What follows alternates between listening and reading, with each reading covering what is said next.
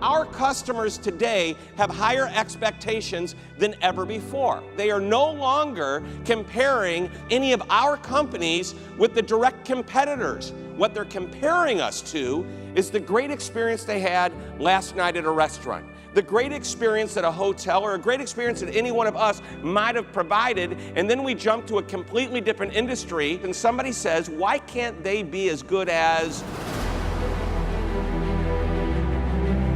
How many people believe it's important to satisfy your customers? Raise your hands if you believe that to be true. Good, everybody's hand goes up. Let me tell you the reality of the situation. There are some studies that say 60 to 70% of satisfied customers don't come back, and here's why. They're just satisfied. You can't just be satisfactory, because satisfactory is a rating. It's right in the middle. It's average. How do you like your haircut? It's fine. Fine is like the F-bomb of customer service. To a lot of people, loyalty means we have to keep our customers for life. If we focused on the next time, every time, ultimately we'll create a lifetime of loyalty. But if day in and day out, consistently and predictably, we are better than just average, our customers will look at us and say, we are the best at what we do. Sure, we could look at sales, and that's important, but the one statistic that matters more than anything is, did the customer come back?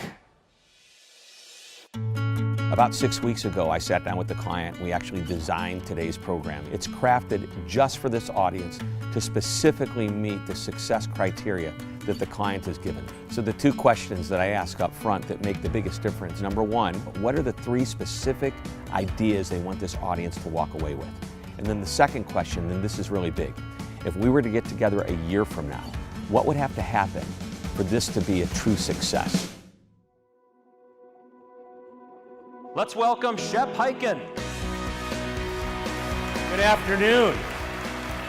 Best looking group I've been in front of today. The measure to me of a really high quality speaker is that they will listen to what we want them to integrate. When he talked about elements of our brand, he wove that into the whole tapestry of his presentation, makes it believable, makes it come alive, makes the audience go, he gets us. Manage your first impressions.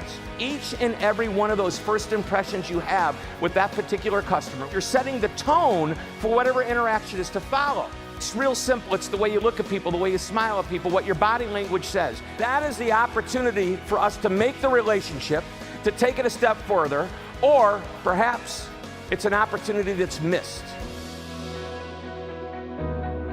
Some people say one thing and they mean something completely different. I am driving down the street one night. My wife looks over at me as we're driving by Baskin-Robbins, you know, the ice cream place, and she says, honey, would you like to stop and get some ice cream? And I said, no. And I kept driving. Could have saved that evening with an extra question. Would you? 2 words. The idea of the extra question will allow us to better understand our customers. It'll allow us to better serve our customers, upsell and cross-sell our customers for the appropriate time. Ask the extra question. Shep is very dynamic, right? He keeps your attention, he's giving you really good information, and then he really helps you to apply that information. I want somebody to share their moment of magic, an example of when they've created a great experience for one of their customers. We were finishing up our grand opening weekend, and a gentleman just got done with his haircut, got in his car, and his car wouldn't start.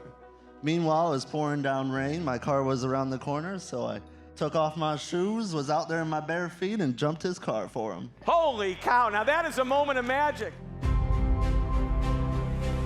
Once we're finished with the speech, that's when I go back and actually type up my notes on that presentation. I want to be able to give my client a recap of exactly the points that I made. It's a great piece that the audience members can use to share with the teams that they work with. I'll go into the audience and I'll ask them, what did you hear that you're going to use? Go ahead, what is your idea? Always ask the extra question. When the rest of the audience members read or hear what their peers and their colleagues are saying about the presentation, what they plan to use, then we start to see content being implemented.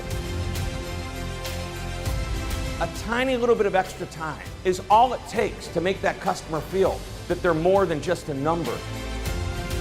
If we are predictably and consistently a little bit better than average all of the time, we have an opportunity to restore the confidence of that customer to come back and do business with us again. And everybody thinks customer loyalty is about a lifetime. It's not about a lifetime.